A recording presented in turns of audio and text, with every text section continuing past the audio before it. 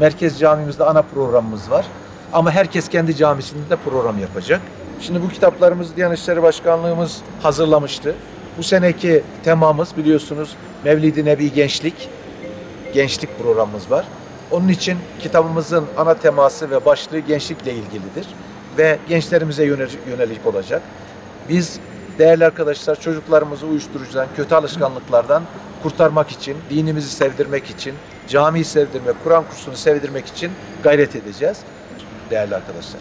Biz Allah'ımızın rızası için, çocuklarımız bunu hak ettiği için ve dinimizin emri olduğu için, Hazreti Resulullah'ın yolu olduğu için yapıyoruz. Bizim düşmanımız yoktur. Bizim düşmanımız Allah'ın düşmanıdır. Allah'ın düşmanı kimse biz ona düşmanız. Hazreti Resulullah'ı kim sevmiyorsa biz onu sevmiyoruz. Onun dışında bizim peşin düşmanımız yoktur. Biz filancaya rağmen bunları yapmıyoruz. Allah rızası için yapıyoruz ve sizlerle beraber yapıyoruz. Şimdi biraz sonra değerli kardeşlerim beraber yürüyerek esnaflarımızı şöyle kabaca gezeceğiz. Mevlid kandillerini tebrik edeceğiz. Tekrar şöyle bir yuvarlak daire yapar. Burada neticelendiririz. Beraber inşallah ellerini tutmak istiyoruz. Sizi de yanımda görmek istedim. Cenab-ı Allah hepinizden razı olsun. Hediye kitap dağıtıyoruz. 1500 ayet kitap dağıtıyoruz. Bunun dışında yine ikramlarımız olacak. Allah razı olsun. Tamam. Ben de onu istiyorum. Gözlerine bakıyorum. Söyleyeceğim. Bazı ötülerden söyleyeceğim. Çok sağ olun. Kanunun mübarek olsun inşallah. Bütün camilerde. Evet. Bütün camilerde var. Bu camide ana program var.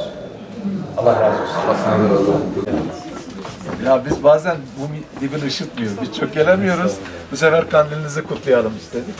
Size bir kitap hediye ederiz. Peygamberimize gençlik geldik. Sağ olun. Kandiliniz mübarek olsun. İnşallah hayırlı işler. Çok sağ olun. Sağ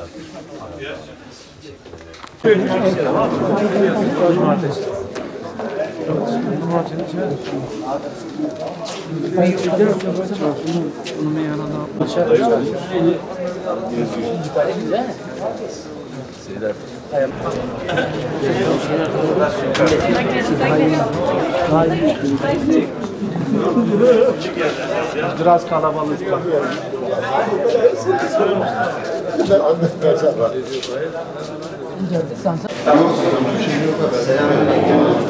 Herhalde bu gelen grubu tanıyorsunuz kim? Selamünaleyküm.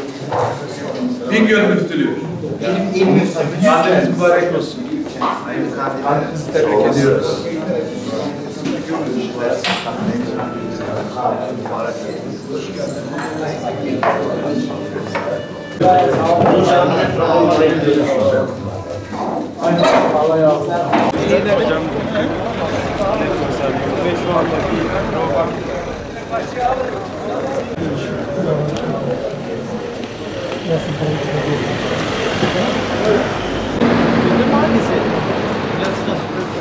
Siz de verin.